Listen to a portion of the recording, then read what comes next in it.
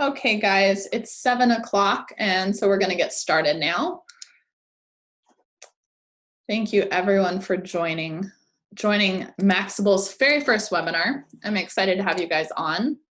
Maxable is a company that helps homeowners understand the regulations and permitting process and kind of everything they need to know about accessory dwelling units. So we're not a general contractor, we're not a design build firm. We are an educational hub. We want to teach you everything you could possibly need to know to feel confident to move forward with a project and hopefully help introduce you to people who you would be in good hands with. You know, we vet a lot of service professionals, architects, general contractors, and design build firms. In this webinar, I wanted to share some of the insights that I've had, over helping hundreds of homeowners assess their property and look at their project and see if this is, a viable or good idea for them. So first, a little bit about how I got started in this. So this is a picture of my family in 1992. And you can see that behind my parents and I, there is actually a granny flat. And so I grew up in San Diego, and my mom was a reporter for the Los Angeles Times. My dad was a reporter for the San Diego Union Tribune. And after my brother and I were born, he's not in this picture yet, things were a little bit tight. And my parents ended up purchasing this house because it had the granny flat, which they rented out to a student at San Diego State University. And that's really how they had, enough money to cover the mortgage. So I grew up understanding firsthand how much these could benefit families and how much financial security they could bring to families. And so I was certainly interested in this from a very young age, saw the benefits from a young age. And now we are on construction on my mom's accessory dwelling unit. This is a garage conversion, again, in San Diego, that we're working on. This is 5 weeks into construction. So it's been really fun helping, lots of homeowners start their ADU projects, but even more fun helping my mom start hers.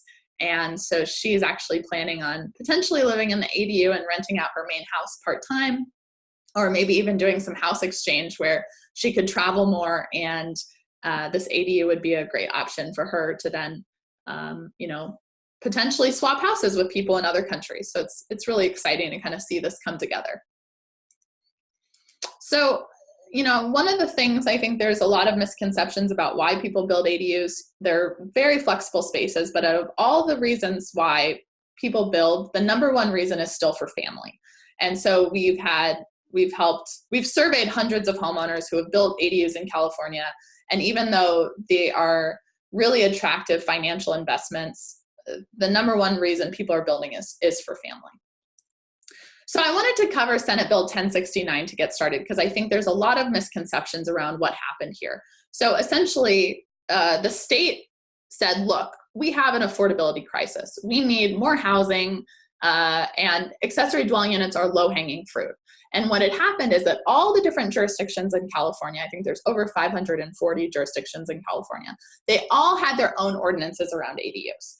And they were really prohibitive ordinances. So it made them essentially impossible to build. So for example, in Pasadena, you saw things like your minimum lot size had to be 15,000 square feet to be able to build an accessory dwelling unit. So essentially you had to have a mansion.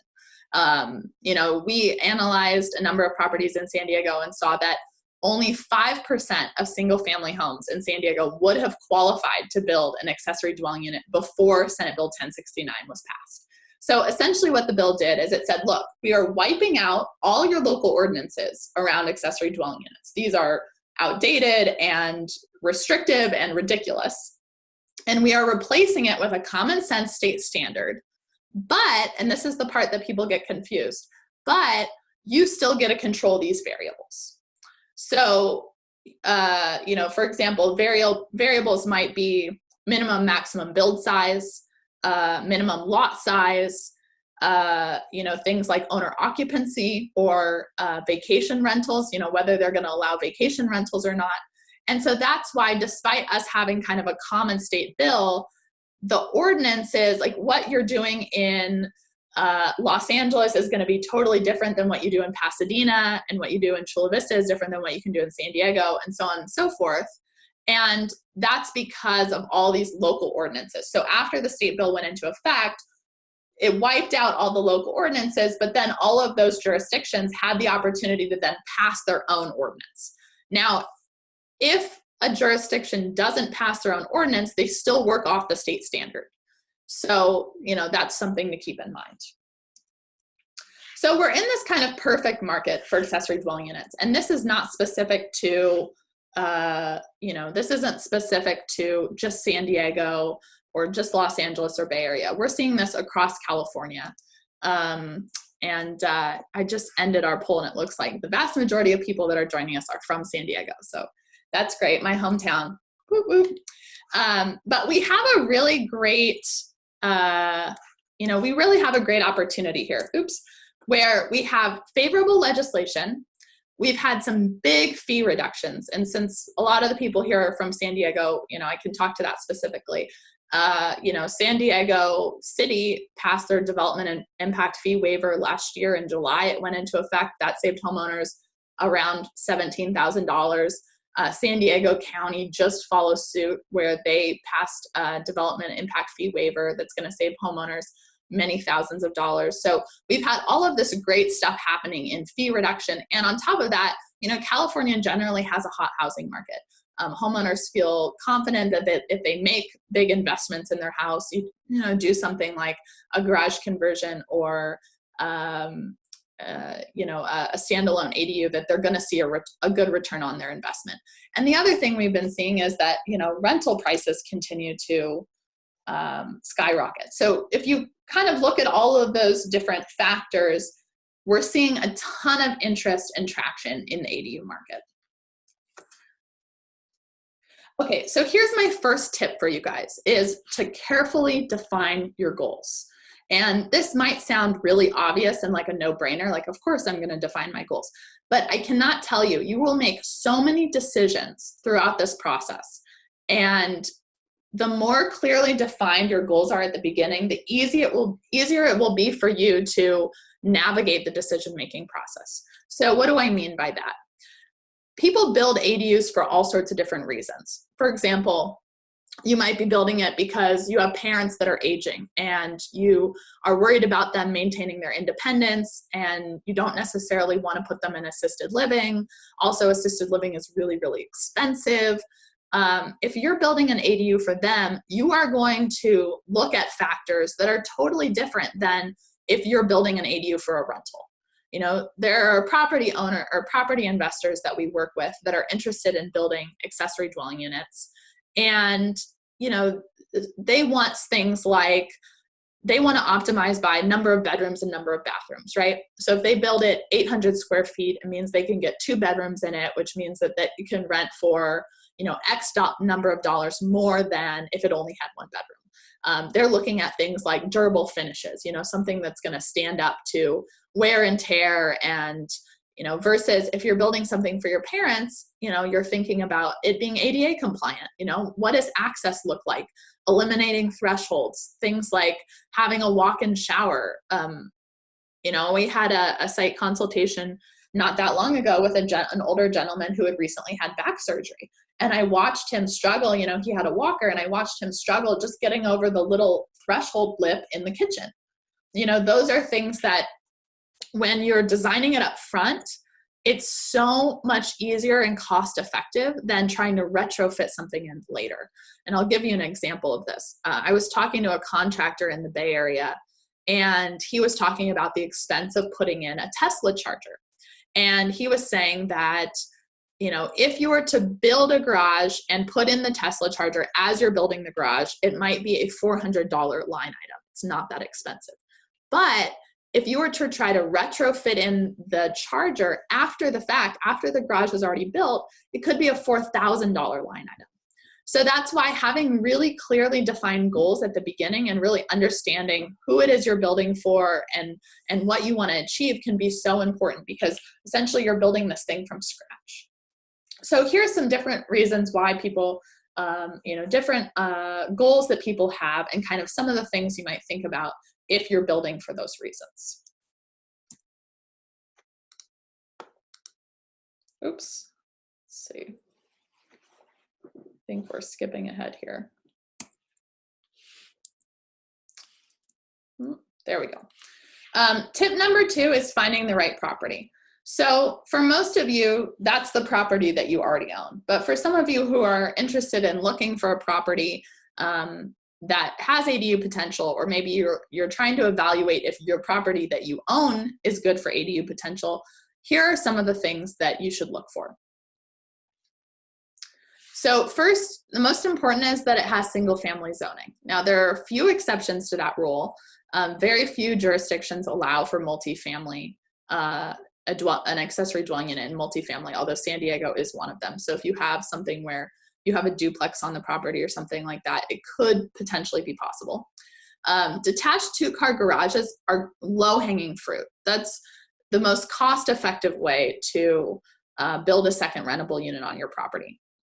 Things like a walkable neighborhood and commanding high rents kind of go hand in hand. It signifies that, if you're going to put all the, investment into something, you'd be able to get your money back out of it if that's important to you. Things like, this isn't a deal breaker, but, if there's been fee waivers or reductions in fees, that can make a neighborhood much more attractive.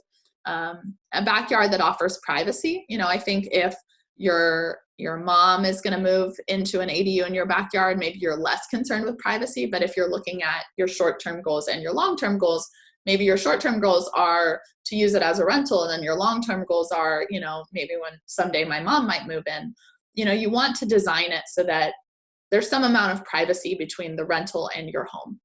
So that's really important. So if you're looking at, deeper lots, that's really ideal.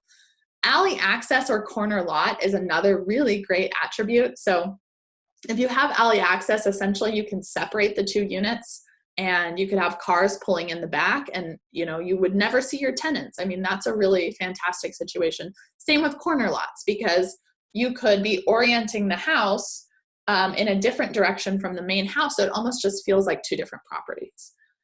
So there's a lot of kind of, it's not that you would need all of these characteristics to build an ADU, but these are kind of some of the things that make ADUs really attractive.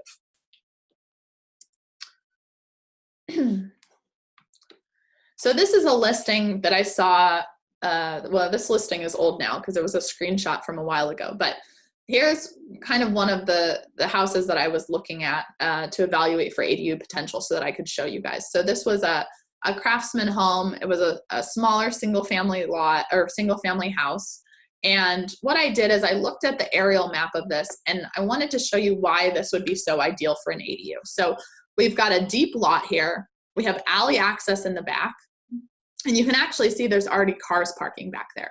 So some of the options that this homeowner has is they could convert the existing garage. That's probably the most cost-effective way to do it. And when you're looking at garage conversions, when you start expanding on the existing envelope of the garage, that's when cost starts going up.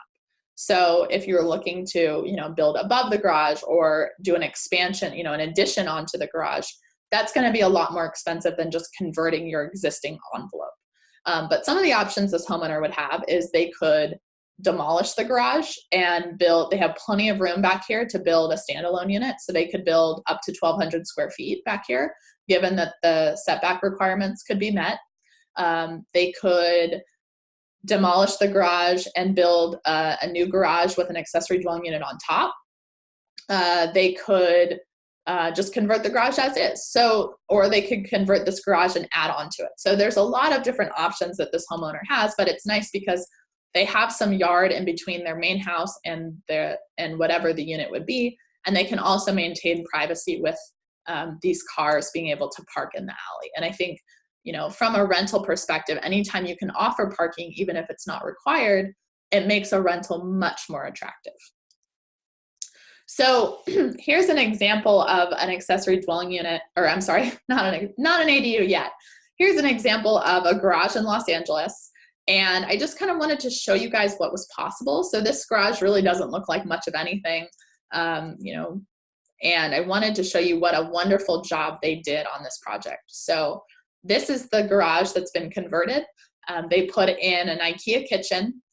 They did kind of a modern open floor plan. This is a 1-bedroom, and they vaulted the ceilings and added a small addition. So the garage was around 400 square feet and it turned into 560 square feet. and they spent around $110,000 on this project. And when I interviewed the homeowner about this, he was saying that he was so thrilled with how well it went that he was already looking for another property in which he could do this. And this was actually on the house in the backyard of the house that he lived in. And he was telling me he felt like they could have gotten $2,000 for the rent, but because it was really important for him to have a tenant that they liked and they really got along with. So for them, that was worth the sacrifice of the extra $200 a month. Here's another property. This is another garage conversion. This one was a bit more expensive. They did more high level finishes. It's a 480 square foot garage, again on an alley, which is nice. And the woman who house this was an interior designer. And so she did a beautiful job on the interior. So you can see an example of the bathroom on the right, and then kind of the main living space on the left. And she actually bifurcated the property, or the unit. So she has a small office in there, and then this on the other side is a rental. So the next tip, and I would say this is the most common misconception around accessory dwelling units, is the cost. So people often underestimate what the cost is and don't have a good grip on construction costs. So this is something that I really hope that you guys can come away with understanding. So for those of you who like to shop at Costco, I like to buy toilet paper at Costco because I like bulk discounts, and that's awesome. There are no bulk discounts when you are buying or building a granny flat. You are going to pay a premium for every service because the projects are so relatively small compared to a regular home. So they have all of the complexity and intricacies of building a regular house, but on a much smaller scale. So that's really important, is when people go online and they research, average cost per square foot of construction in LA. The problem there is that you're comparing the average cost per construction in, for a 2,500 square foot house, and you're trying to build a 500 square foot ADU. It's not an apples to apples comparison. So generally, cost per square foot numbers are not a very accurate way to evaluate an ADU project, but it's the way that people relate to the most. So it still gets talked about in those terms. So in Southern California, you could spend anywhere from $275 to $350 a square foot. And again, these should be taken as a grain of salt. These are really rough numbers, and you can tell that they're very large ranges, and that's intentional. So the way that I think is a smarter way to think about it is, the larger you build your accessory dwelling unit, the cheaper your cost per square foot will end up being, because you're able to amortize the cost of your expensive square footage. So your kitchen and your bathroom are your most expensive square footage. And so the more bedrooms you have or larger living room you have, the cheaper ultimately your cost per square foot will end up being. I would say that in Southern California, if you were to do a small unit, 500 or 600 square feet, your base level cost would be around $160,000 to $170,000. For Northern California, to build a 500 or 600 square foot unit, your base cost to build a unit is going to be about $250,000. And that sounds really expensive, but if you think about it from the investment perspective, one is you're essentially able to generate rental income without having to buy any land. So that's a huge benefit. And then you're also increasing the value of your property. And if you're looking at it from a family perspective of, comparing what the cost of an assisted living facility or a nursing home might be and you don't get any, obviously your loved one is taken care of, but you don't get the added value of increasing your home's value. Accessory dwelling units, even with these construction costs, can still make a ton of financial sense. So I think it's important to kind of evaluate it from multiple angles. Okay, so my final tip for you guys tonight is to hire the right people. So this is really, really, really critical, is to hire the right team. And I've had so many people reach out to me with horror stories You know, they hired someone that was so much cheaper than everyone else, but they didn't have any accessory dwelling unit experience. And could I please call their drafts person and help them because their permits are stuck, you know, their plans are stuck in permitting and they can't get them through. And, you know, or they've sunk all this money into construction and nothing happened. And it's a horrible thing to be in. So I think that as consumers, we've really been trained by kind of all these Black Friday specials and, you know, our quest for couponing and all of these things. And, you know, we want to find the best deal. And the reality is with construction, you get what you pay for.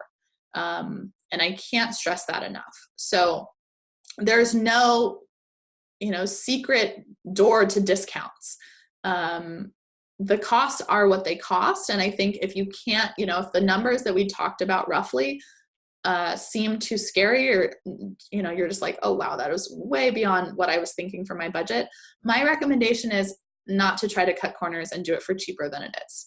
On the other hand, another thing to mention is there are a number of different ways you can finance these. And, you know, we have lenders reach out to us all the time saying, oh, we've got great products, you know, loan products for ADUs. So if you're looking to evaluate this from a financial perspective, we can certainly put you in touch with lenders who specialize in accessory dwelling units. But a lot of times the financing of an ADU can actually be, your monthly payments toward that would actually be a lot less than what you would be charging in rent. So you can still be in the black throughout the whole process. And then after your loan is paid off, obviously your profits increase because your monthly income you're just pocketing. So, okay, back to hiring the right people. So I wanted to share with you guys this kind of horror story. So I had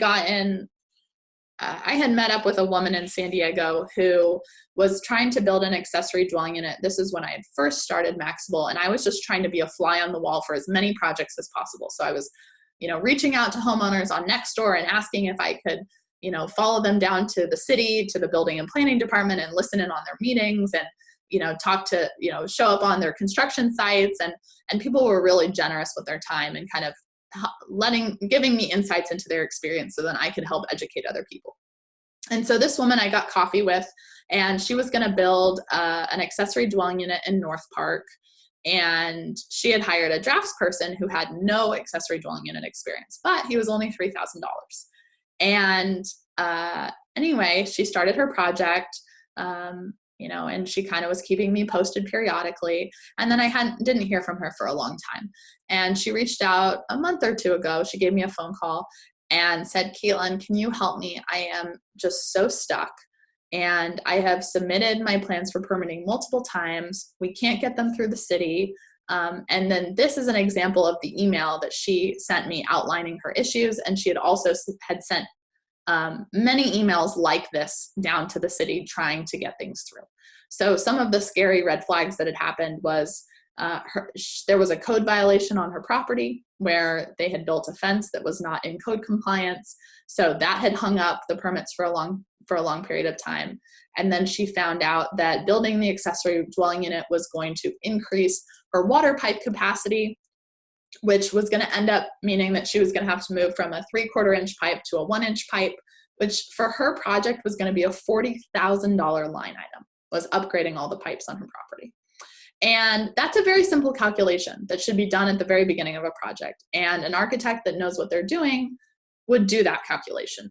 So I use this as an example, and I think this is really kind of like a scary worst case example, but I use this as an example of, you know, in some situations, time is money, and her project has been held up in the permitting phase for over 8 months without being able to move forward. And, you know, if she had paid more and used someone that was more experienced in accessory dwelling units, she probably wouldn't be in this predicament. So that brings me to kind of my next point, which is looking for the right architect. How do you find the right person? So for me, it is so critical that your architect or your designer has experience in accessory dwelling units in the jurisdiction that you live in.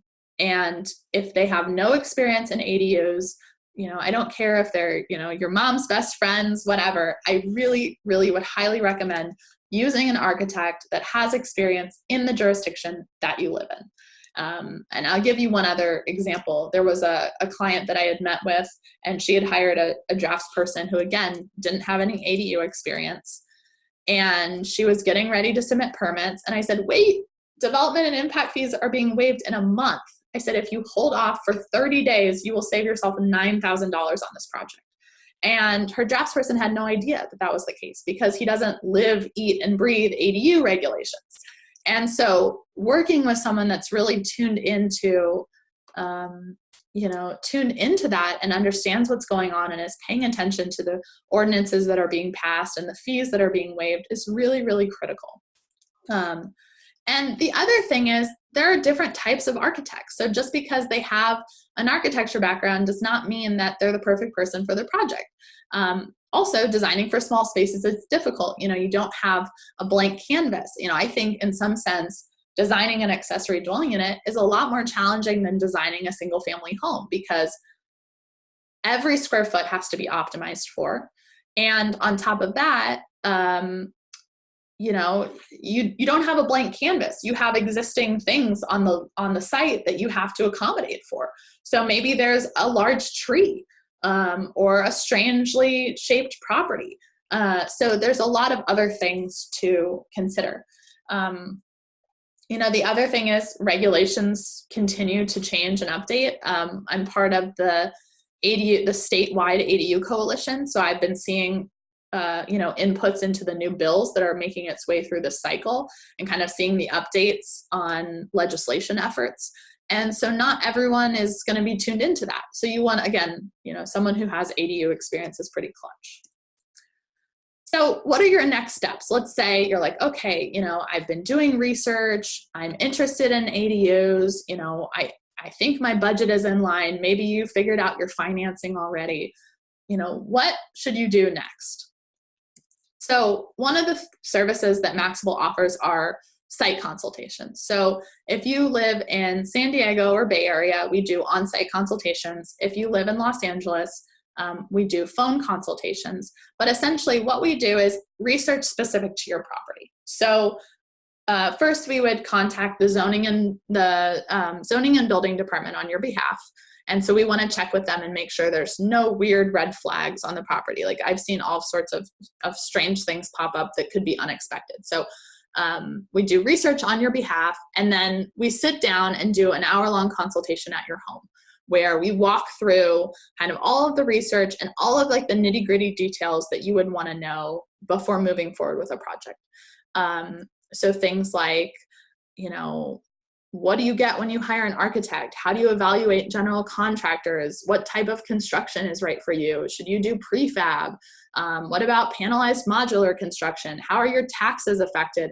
What is this going to cost me? What's the time frame? All of those kind of questions that you have about your project that are specific to you, and we would answer.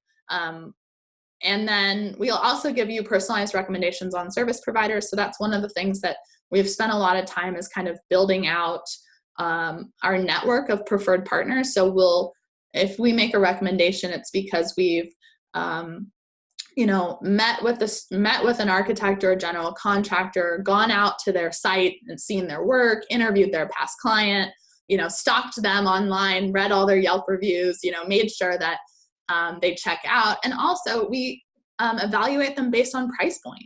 We want to make sure that the recommendations we're making are competitive in price. So we've spent a lot of time putting those resources together for people as well. We also have a folder that we leave you with information on your property, as well as PDFs with info that we don't include it on the Maxable website. So it's just more in-depth information that kind of summarizes some of that. So I think that's really valuable for homeowners. And one of the PDFs that I really like in there is how to evaluate your ADU as a business. So if that's something that's of interest for you. And then we also offer kind of ongoing support from the team. So essentially, as you're moving through your project, if questions pop up or you're worried about something, you can always ping us and ask for advice. And we have a number of homeowners that have started ADU projects after site consultations with us.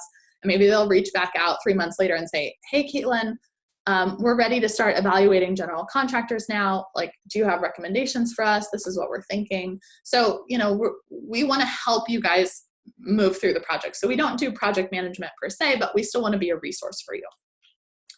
Another step you can take, so I'll go back for 1 second. So if you're interested in a site consultation, you can go to the Maxable website, and under our services, there's options to book either a phone consultation or an on-site consultation. And then we reach out and coordinate calendars and find a date that works for everyone. Okay. Oops. The other opportunity is you can join us for an event. So this is a photo from our last Maxable event. We had over 200 homeowners join us for our very first event, which was held at University of San Diego. But we have a Maxable event coming up in Palo Alto. So if you're located in the Bay Area, it's a free event, and I'll put the link to that in the webinar chat. And we also have a San Diego event coming up in July, which everyone will find out about, but essentially we'll be doing an open house when my mom's ADU unit is finished. And so people can come and meet the team that were part of that, and tour the unit and ask questions, and we'll share all of the information relative to that project. Okay. So I have before we jump into Q&A, I have one little request.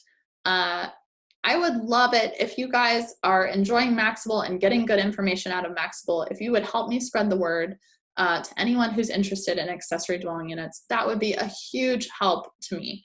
So if you have a Nextdoor account and you'd be willing to say, hey, I found some great information about accessory dwelling units on Maxable, and include a link, that would be awesome. Or even if you're just talking to friends and family and people who are interested in ADUs, send them our way.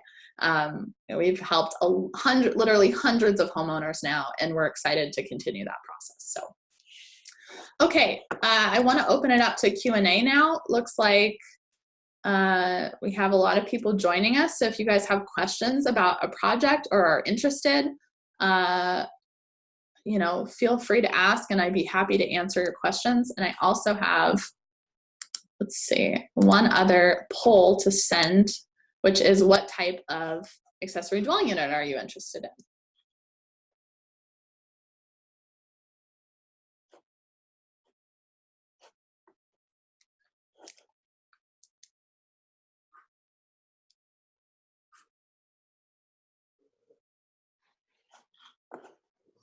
Okay, so I'm looking at the results here. I'll give everyone a few more minutes or a few more seconds to answer on the poll. Okay, great. So it looks like the majority of you are interested in a standalone unit, 61% of you, some interest in a garage conversion. And I wonder if that illegal unit to get permitted, I'm curious if that's in Los Angeles. We get a lot of requests for help with illegal units in LA. In fact, most recently, I had seen an article saying that there was an estimated 300,000 illegal accessory dwelling units in Los Angeles. So that's pretty interesting. Okay, so let's see if we have any questions over here so far. Oh. So someone asked how we've done work on so many units so quickly. So we have about 20 active accessory dwelling unit projects right now, but we've done consultations with many more homeowners who are interested in evaluating their property. So I think that there's just a little bit of discrepancy there. But yeah, we have over 20 active projects right now in Southern California. And I moved up to San Jose in December to help build out programs for homeowners up here as well. So we operate boots on the ground in San Diego and in Bay Area. And then, we support Los Angeles through phone consultations, essentially. Okay, someone wants to know, have fees been waived in the coastal overlay zone yet? Answer, no, I'm sorry. Fees have not been waived in coastal overlay zone. So unfortunately, coastal overlay zone is still a very tricky thing. So essentially, if you're in a coastal overlay zone right now, you can expect that that's going to add around $17,000 in fees associated with the project, as well as a 9 to 10 month discretionary review process. So It's not a deal breaker, but it certainly requires additional budget and patience. And so we actually do have projects that are that are in the permitting phase in coastal overlay zone, but right now it's not the easiest place to be working in. Someone else, let's see.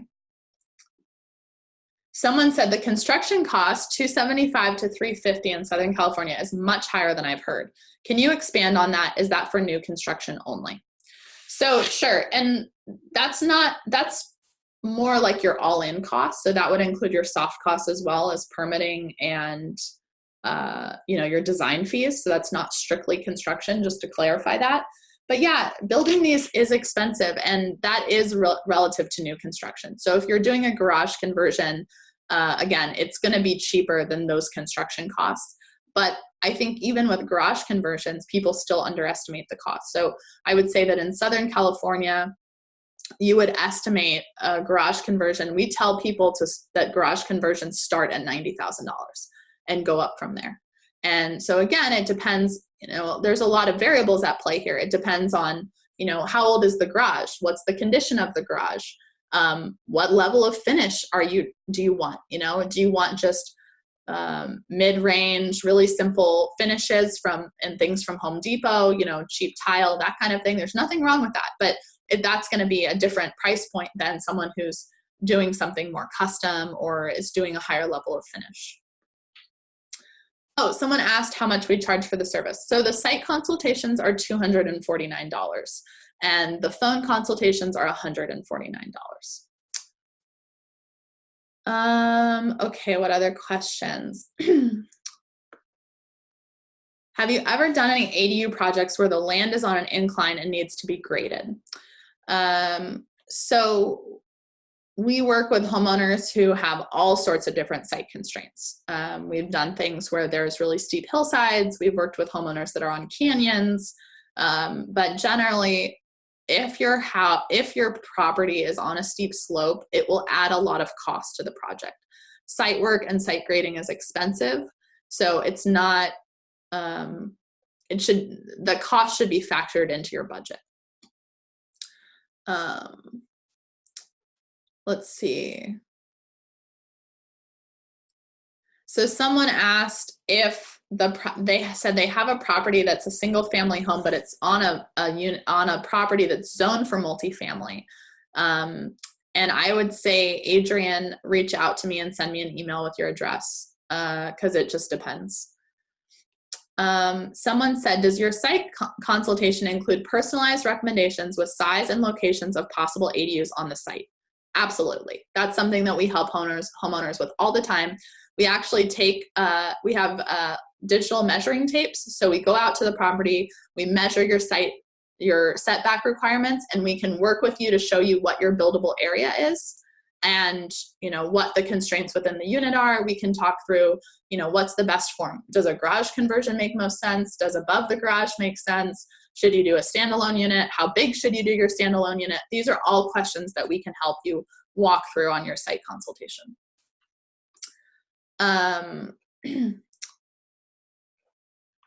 What are the fees still required in San Diego? Do you have a cost estimate? So right now, if you call the building or if you call zoning and you ask them, what would my fees be relative to an accessory dwelling unit? They will not tell you. The fees are calculated based off of the jurisdiction that you're in and the square footage that the ADU ends up being. So giving you a very rough estimate and understanding that it's going to differ from project to project, and the city won't tell you up front exactly what your fees will be. I would budget for your fees in San Diego to be between $8,000 to $10,000. In Los Angeles, building and permit fees are more like $4,000. In San Jose, your building fees are more like $20,000.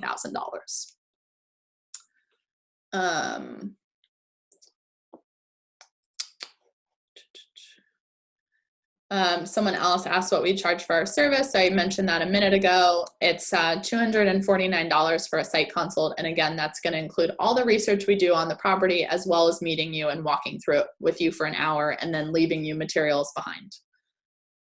What's the most popular way that homeowners are financing ADUs? That's a great question. So there's somewhat limited amount of ways that you can finance, and the methods tend to favor people who have equity in their home. So you can do a cash out refi, you can do a HELOC, you can do a renovation loan, which basically renovation loan would loan based off of the future expected value of the property. So if you were saying, okay, well, I want to build a $200,000 ADU in my backyard, the bank would say, okay, we have data that shows you'd be adding $200,000 worth of value to your property. Your property right now is worth $700,000. So now we know it's going to be worth $900,000. So essentially they would loan on a percentage of that future amount. But that's really those are really the big ways to do this. And then the other way that we've seen is just kind of friends and family loans. So for example, a lot of homeowners I talk to, their parents might own a property or a condo or something in another city or further away from them. And so they might do something like,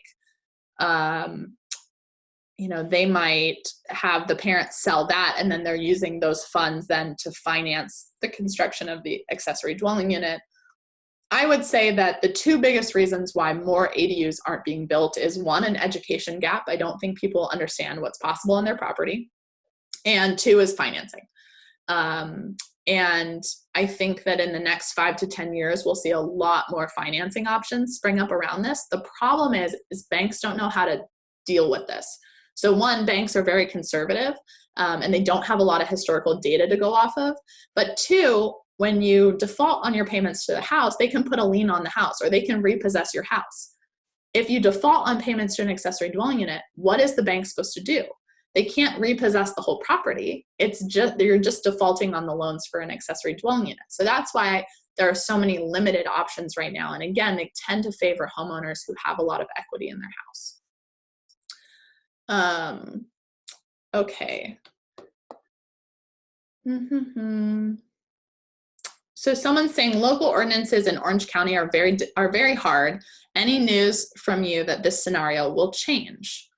So for those of you still living in jurisdictions that are difficult, there are a number of cleanup bills that are moving their way through the Senate that should help the process.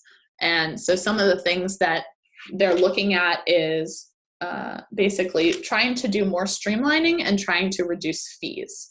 So I don't know, there was a Senate bill that was up that made it through the Senate last year, but then was shot down in the House, that would have outlawed owner occupancy and mandated that you wouldn't be able to restrict ADUs to less than 800 square feet, which would have really been huge for California. But that bill did not pass. So it's hard to say exactly what's on the pipeline, but I will say that I am keeping a close tab on it. And if you're on the Maxable newsletter list, you will certainly hear about it. Someone said, besides the garage conversion, is the standalone unit or the attached ADU more affordable? I would say that the cost is going to be very, very similar. You still have to pour a foundation. You still have to do the design work. You still have to do all the construction costs.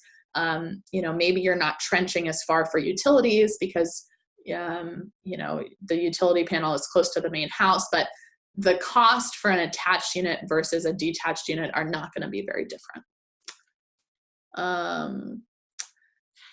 Someone said, what is your availability for a site consultation? So we have plenty of availability. I mean, generally we try to, from the time in which a site consultation is purchased, we try to give ourselves at least 1 week before we schedule something, just because we want to have time to talk to the city on your behalf before we meet with you. So we want to do all of the research and due diligence on our end, and that can take time. And the city is, talking to building and zoning can sometimes be a little bit of a challenge, getting them to call you back, or sometimes we have to go down to the counter and just talk to them in person. But generally we have plenty of availability. So if you're interested in a site consultation, you can book it through our website under our services. And we'll basically, when that order comes through, we reach out and we, set up a quick phone call, find out all the details on the property, and then find a time when we can all meet on your property. So that's how it works.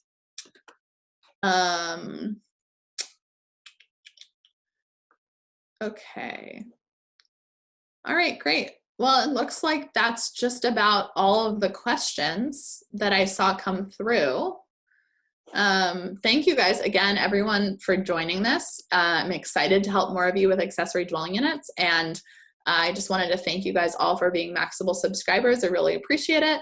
And yeah, I'm sure we'll have more events and more ADUs in the future. So thank you guys so much.